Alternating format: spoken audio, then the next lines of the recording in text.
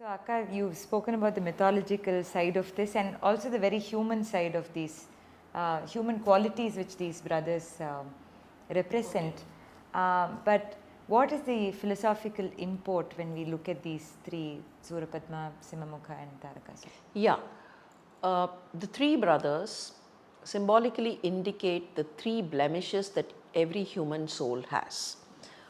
Let's try to visualize it. Let's say a huge balloon, and then if you tie a small little string and take a small piece of the balloon, it becomes a small knot. You may ask me, like, can we cut it? Let's visualize we do it. It's a hypothetical situation, kind of. A huge balloon, I tie a small string in one corner, make a small little part of the balloon come away. This was part of this. This is whole huge thing is Parama, and due to some reason the Jiva has separated from Parama. But the moment the small little portion has come out, the first thing that little portion does is, oh, you are different and I am different. Okay? The difference is realized, or difference is kind of recognized. I would not say realized, I would say recognized. And this small little piece of balloon now gets one sheath around it, and that is ahankara. Ahamkara is the sense of I consciousness. I am different and you are different. The first sheet has appeared. And what decides as to where this piece of balloon would be born? What decides? What decides my place of birth or my family of birth or my condition of birth? Right. It is my, whatever I've done, my karma decides, right? So the second sheath, that is karma. And this goes in, gets born somewhere. Okay? The moment I am born as a child, I look around. Oh, I am born in a big family. My father has so many cars. He has so much of wealth. And all this can get me so much. So the third sheath comes, and that is Maya. Right. So if the sheaths will have to be removed, the first sheath that would go is Maya. The second is Karma. The third, which is very difficult to be lost, like, you will have to peel it off. When you peel the innermost car from that balloon, you can imagine even that balloon will get a little distorted. Okay, so these three sheets now go back.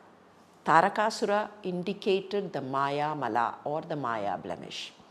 He thought he was the brother of Surapadma, and he could go and encounter even Vishnu and get the chakram from Vishnu. He wears it. He wears it. So it was his sense of intelligence and his sense of authority were because of the place in which he was born. Not his own power or authority, but then, yes, I am Surapadma's brother and I can get so many things. So that is the Maya. That is the glitter. And then we come to Simhamukha, that is karma. He was good, he was forthright, but then he was born the brother of Surapadma.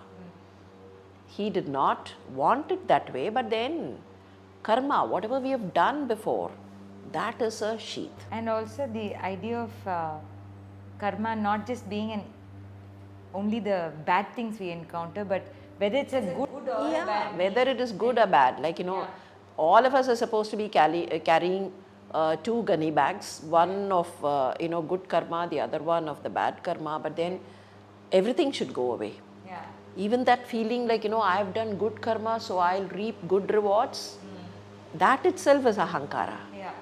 And it's a kind of a selfishness. Right. So the karma will have to go second. Right. The last one is ahankara or anava malam. Anava malam in Tamil will indicate ahankara. So Maya, karma, ahankara. This ahankara was Suran. He did not bother about his brothers being killed. He did not bother that his retinue was gone.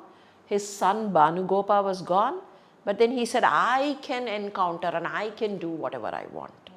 So that I stood there, that ahankara stood there, and that had to be removed. And he comes very close to surrender, no Akka?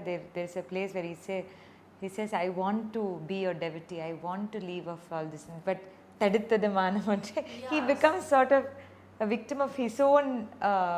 See, it is very, generally we, leave alone Kanda Puranam. Think of so many of these sages and saints. We hear of so many of them, they did penance, they controlled themselves, but then they could not leave that I consciousness. And that is why they were throwing curses on others. So it's very difficult for that I consciousness to be removed. It is, Maya would go away when someone is, bored of all the authority. You realize at some point of time, your power, your authority, your money can get you nothing. Yes, that's slowly relieved off. And then at some point you realize, yes, karma, and become totally sthita prajna for the karma, and then become completely devoted. That grace slowly removes the karma. But then it's very difficult for that I thinking to go away. One small little example. All of us think so attached to our names. What is that name after all? What does the name Karuna indicate, or what does the name Sudha indicate? It's only our identity. The identity for being I, being myself, for that ahankaram and mamakaram. Supposing I write your name or spell it, misspell it, do nothing else. I know you for so many years and I misspell it. What would be the natural reaction that any of us show when someone misspells our name? Irritation. Oh, she knows me for so long and still she has not written my name correctly. So much of attachment to that I. And losing that I is very difficult. And that's where Surapadma comes closer to it, and he is still not able to lose that and gets into it. Ultimately, God's grace, because of the spear penetrating that tree, he loses that. The moment he loses, he becomes the peacock and the cock. And at which time, God embraces both. And what does that indicate? What does the cock do? It becomes his flag. What does the flag do? You were talking about that codiatrum. What does the flag do? Flag indicates, even today, forget the temple flag. You have color flags across when you have celebrations. So it's a kind of an indication to say, here is my God. Every jiva will have to become the flagstaff for godliness. Every jiva or every soul will have to say, yes, God resides here and I am the flagstaff. And every jiva will have to become the vahana for godliness. I carry godliness. So every soul will have to become the flagstaff and the vahana. The other duty that the cock does is, it starts making noise when it sees light. So the soul will have to realize light. Ultimately, it's realization of light. And that is what Muruga stands for.